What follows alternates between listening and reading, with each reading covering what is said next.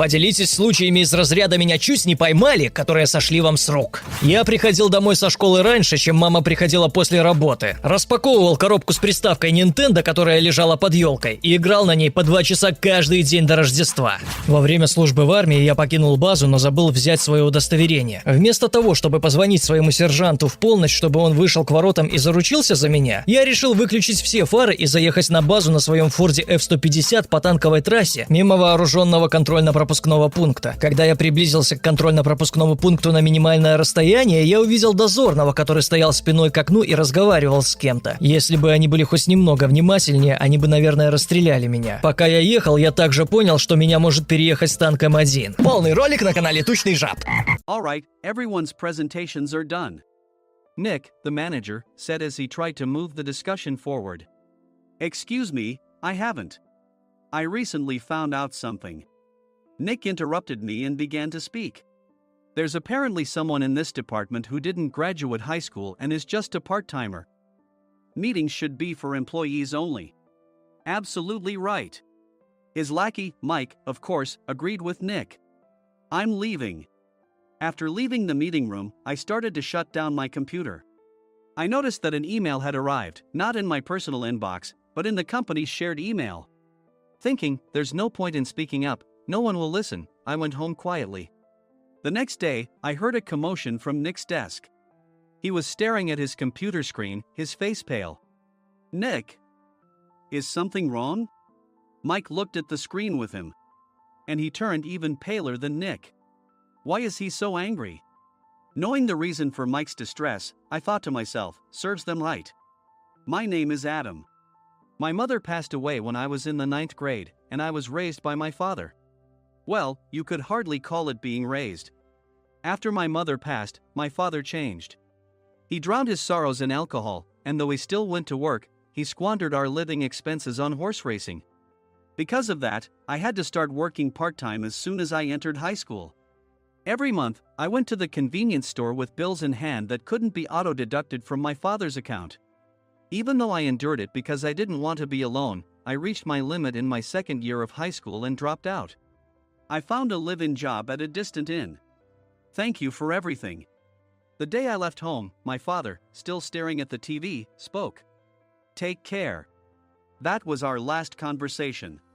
Back then, 18 wasn't the age of majority, so I needed my father's permission to work, and I couldn't hide my place of employment. Yet, my father never visited me even once.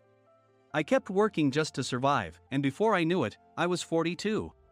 Years of hard work paid off, and I was transferred to the headquarters. I was thrilled to be recognized by the company, as I thought I'd be working in the field until retirement due to my lack of formal education. Listen up. Our work can change the future of our employees. Don't drag us down. On my first day after the transfer, Nick, dressed in an expensive suit, spoke sternly. There was a reason for this. Our inn was located in a prominent tourist destination, known so well that everyone in the state could sing its commercial jingle.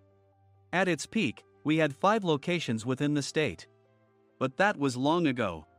Due to financial difficulties and aging facilities, only the place where I had worked for many years and the original establishment remained. I was prepared to lose my job anytime, but now there was a glimmer of hope.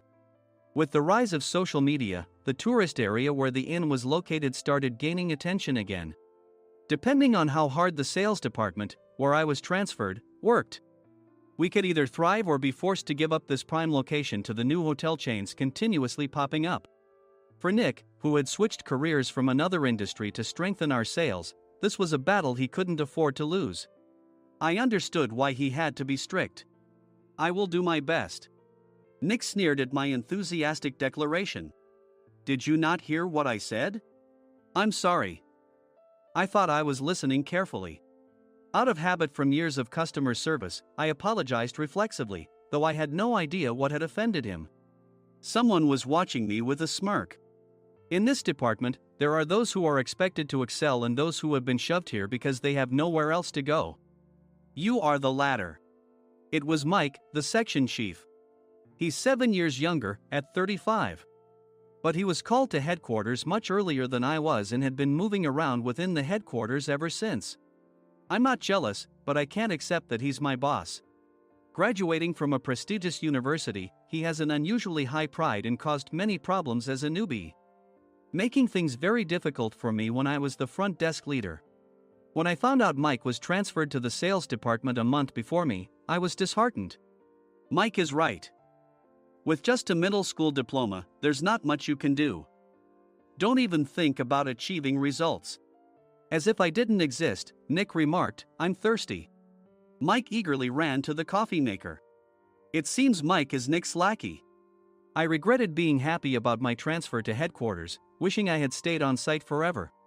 Send a direct mail to every company on this list by the end of the day. Nick only assigned me tasks that even a new graduate could handle. What? There are over 1,000 companies. You want me to send to all of them by today? Yes, if you and your fellow misfits split the work, even those with nowhere else to go should finish by today. I glanced at the employees typing away expressionlessly. They were worn out from customer service, only thinking about leaving on time, or were women reassigned after having children, with zero motivation for work. Even Sam, a new graduate from the same university as Mike, who was supposed to be among the expected achievers, had no enthusiasm for the job, having joined the company wanting to do customer service. "I don't care what they say, I plan to quit anytime," he said. Only Nick and Mike were highly motivated, making all the decisions between the two of them. I originally only wanted to work at the inn to survive and had no particular attachment to this job. I swallowed my words, thinking I had no right to reprimand them. About a month after the transfer, Nick told us with a frustrated look, "To commemorate the 50th anniversary, we've decided to create a plan exclusive for one group per day." Originally, Mike and I were supposed to come up with it, but our president, Mr. Thompson, insists on hearing everyone's opinions. "So, you all get a chance." As Nick explained, Mike began handing out prints. "Make sure not to embarrass Nick. If your ideas are half-baked, you'll have to redo them." It seemed that they had printed his handwritten notes by Mr. Thompson, which included several questions and a section for free responses. It made sense why Nick had to seek our input, given that all responses had to be submitted to Mr. Thompson. We were given a week to think about it, and a meeting was scheduled to compile our ideas. My plan is to let guests enjoy both the old and modern America. Nick began the presentations. Guests would watch a master confectioner at a nearby traditional sweet shop make sweets in front of them. The welcome drink would be premium tea in a bottle. Nick's plan was certainly attractive. After his presentation, Nick called on us to present in the order we were seated. Just as I stood up for my turn. "All right, everyone's presentations are done." "Excuse me, I haven't. I recently found out something." Nick interrupted me. "There's someone in this department who didn't graduate high school and is just a part-timer." He was likely talking about me. I joined the company as a part-timer and was made a full-time employee when I turned 20. That was 20 years ago, so Nick and Mike probably had no chance to know until recently. Meetings should be for employees only. Absolutely right. After that, Nick kept creating opportunities to solicit everyone's opinions, purposefully excluding me from speaking. The meeting unexpectedly heated up and went past the scheduled end time. A few people asked to leave, and the discussion continued with the remaining few. "Still here?" Normally, you'd leave in that situation. Though I had no attachment to the job initially, hearing kind words from customers made me want to make them happier. For someone like me, with nowhere to go, the inn was my home and customer service was my life. I felt pathetic about my current self. "I'm leaving." I left the conference room and started shutting down my computer. I noticed an email had arrived, not in my personal inbox, but in the company's shared email. Thinking no one would listen to what I had to say anyway, I quietly went home. The next day, while preparing the DM as instructed, I heard a commotion from Nick's desk. In his haste to stand up, he hit his knee on the desk. He stared at his computer screen, his face pale. "Nick, what's wrong?" Mike, thinking he should be the first to rush over, approached Nick while still wearing his coat. He peered at the screen with Nick. And he turned even paler than Nick. Why is he so angry? Who is responsible for this company? Nick, more irritated than ever, asked, and Mike answered without checking. "Probably Sam." Sam wasn't there because he was attending a morning training session for new hires. Nick gave up on getting angry and returned his gaze to the screen. They were looking at an email that arrived right after the end of the working day yesterday. Apparently, no one, including me, had checked it before leaving. The email was from a large company that used us for their annual employee trips. The president and executives of that company also frequently used our services personally. President of the company, Mr. Mason himself, had declared that neither he nor his company would ever use our services again. Well, some companies cancel their employee trips or stop using our services due to financial struggles. Let's just move on.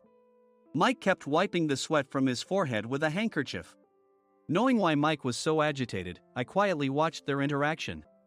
Do you know how much revenue we get from that company? We can find other guests to fill the rooms, but we'll lose the banquet costs, gift shop revenue, rental car fees, and more. Moreover, the gifts were supposed to be prepared by the traditional confectionery shop involved in Nick's proposed plan.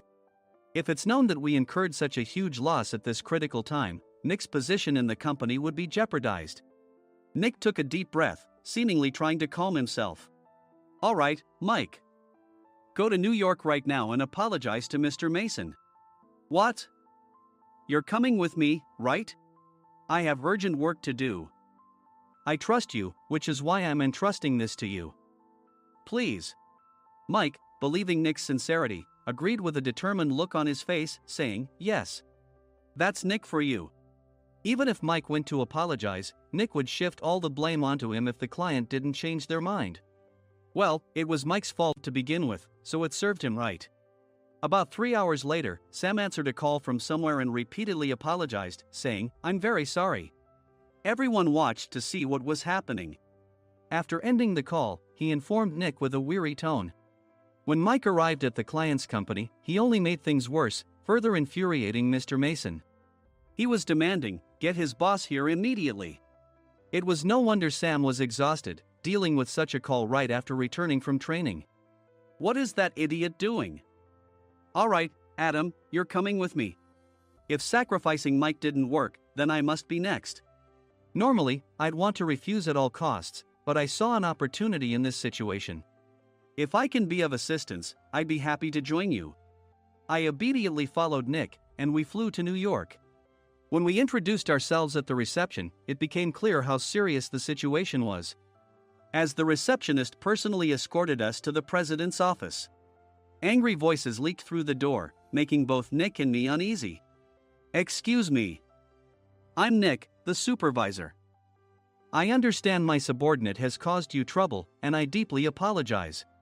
Nick, with his experience in the corporate world, knew enough to offer an apology before excuses.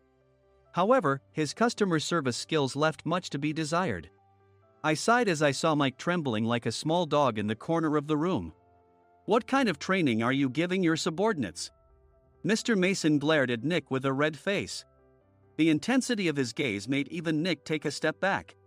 Regrettably, I joined this company only 2 years ago and was unaware of Mike's issues. I should have identified his shortcomings sooner. Indeed. I should have realized sooner. No sensible person would come to apologize and then give a lengthy presentation on the drawbacks of not using their in. Nick froze, his mouth slightly open. Suspecting the worst, I picked up the documents that had fallen to the floor. It seemed Mike hastily prepared these documents on the plane, listing the disadvantages. Disadvantage 1: if you change the venue for the company trip, employees might suspect it's for cost-cutting reasons, leading to a negative impression. Reading it aloud half-jokingly, Nick snatched the papers from my hand and checked the contents with a furious expression. Among the stack of documents was a receipt from a nearby convenience store's copy machine. I felt a pang of dread, hoping he hadn't shown the receipt as well. What do you think he said when I asked what kind of nerve he had to do this? I'm very sorry. Faced with the dire situation, Nick must have thought there was nothing left to do but apologize. In a voice smaller than I'd ever heard from him, he uttered words of apology. He said, I'm a Harvard graduate. I don't believe I said anything wrong. Mike, what have you done? Forgetting his plan to pin the blame on Mike, Nick yelled loudly, even in front of Mr. Mason. I didn't do anything wrong. You're still saying that? Look at him. Mike pointed at me with a shaking hand. I was assigned to headquarters in my 20s and now I'm a section chief. This guy only made it to headquarters at 42. Everything I've done proves I was right. So why are we losing the contract? Having said his piece, Mike collapsed to the floor. Of course. You were sent there because you had nowhere else to go. Mike never expected to hear such words from someone he looked down upon. He lunged at me, and Nick hurriedly stepped in to stop him. Mr. Thompson told me Mike is a quick thinker, and to take good care of him. There's no way he was pushed aside. Don't make things worse here. He didn't say quick thinker, he said only quick-witted, didn't he? I don't remember that part. I recalled the many troubles Mike caused when he was a newbie. When Mike was on the front line, his pride was so high that he never apologized to customers. Customer service, especially in our job, doesn't work alone. It brings both good and bad situations. If the front staff or housekeepers made mistakes, or the cleaning company didn't properly clean a room, one had to apologize to the customers regardless of personal fault. Mike, in such situations, would never apologize, insisting he wasn't at fault. This often angered customers, and as the front desk leader, I frequently had to apologize on his behalf. He caused complaints and disrupted operations, which is why he was quickly moved to headquarters. In departments where he didn't interact directly with customers, his quick thinking was beneficial and things went well. But it seemed his flaws were starting to show. Corporate reservations are supposed to be entered into the system by the sales representative. But a quick check yesterday revealed that more than 10 items were missing from the client's reservation. The handover document clearly stated what needed to be prepared. Why didn't you enter it into the system? Why do we have to give them special treatment? Filling rooms near the banquet hall, setting up all the food in advance. Specifying the brand of wine, they're too demanding. No wonder he always angered customers, I thought, feeling a headache coming on. Grouping them in rooms near the banquet hall is for our benefit too. It makes it easier for the staff to set up beds and serve breakfast since everyone's schedule is synchronized. As for the other requests, Mr. Mason suggested them to lighten our load. I didn't know that. Nick finally seemed to realize that Mike was the one who had angered the client. What did you say to them? I just told them we wouldn't give them special treatment anymore. We shouldn't waste effort on things that don't bring in money. I was utterly exasperated at his lack of understanding of customer service. Of course, we shouldn't comply with unreasonable demands. But carrying over successful practices from past stays makes customers feel remembered and enhances their experience. Good memories encourage repeat visits.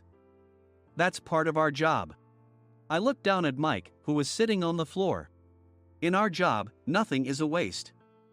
Mr. Thompson likely moved you to the sales department, hoping you'd finally understand this.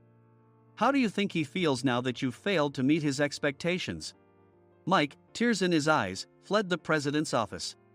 I was amazed he still hadn't apologized. You have it tough, Adam. It's okay, we're all employees of the same company. I deeply apologize for this disrespectful incident. Especially after all the care you've shown us. If it weren't for you, Adam, I really would have stopped staying here. When I heard you were moving to the sales department, I was willing to reconsider if you handled it. Seeing us talk so amicably, Nick's face contorted. Do you two know each other? Adam's service is excellent. I always requested him specifically. Normally, we don't accept specific staff requests, but we made an exception for Mr. Mason, adjusting my shifts accordingly. He had personally stayed at our hotel just before my transfer, and during casual conversation, I mentioned, I'm moving to the sales department soon. If I hadn't told him then, things could have been much worse. Please continue to take care of us. I look forward to it. On the return flight, Nick awkwardly offered me a can of beer. It's still working hours. Of course, I had no intention of forgiving him for a single beer. Nick might try to pin everything on Mike and avoid any consequences. While pondering this, a startling fact came to light. Nick, the tea bottles for the plan have arrived. I handed Nick a bottle labeled with our inn's name. They look good. What are you talking about? These are plastic bottles. I had assumed we would use the trendy, high-end bottling tea. But what arrived were ordinary plastic bottles of tea with customized labels. The only unique aspect was the label, which had the inn's name, making it look customized. Upon further investigation, I discovered that a substantial amount of money was set to be paid to the tea company. It was priced like bottling tea. Does this plastic bottle really cost $100 each? The tea inside is specially blended for us. The extra cost is for that. Wouldn't it be better to use another tea company? Or is there a specific reason we must use this one? As Nick continued to make excuses, I showed him a printed email. I informed the tea company's president, Mr. Mitchell, that we discovered irregular payments and he confessed. He said you two were high school classmates and planned to split the extra money. That idiot. Why did he confess? That's not important. You should worry about yourself, this could turn into a police matter. Opening the bottle cap, I suggested.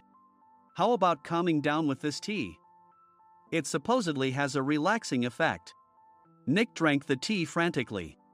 In the following days, decisions were made about their fates. Mike was reassigned to the General Affairs Department, with no chance of transfer or promotion, as per Mr. Thompson's orders. As for Nick, since the payment to the tea company hadn't yet been made, he narrowly avoided legal trouble. Instead, he was encouraged to leave the company, and to avoid further complications, Nick submitted his resignation. Rumor has it that connections between HR departments have made it difficult for him to find new employment.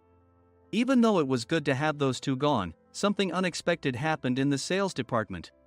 Everyone became motivated and united in refining the 50th anniversary plan. In the end, my plan was adopted. We collaborated with the Tourist Information Center to provide personalized guides. The plan, tailored to the number of guests, was truly special for the 50th anniversary. Hey, is Adam's family coming to stay? I immediately booked that special plan for my family. Sam noticed it on the reservation list and quickly picked up on it. Yes, I'm inviting my father. That's great.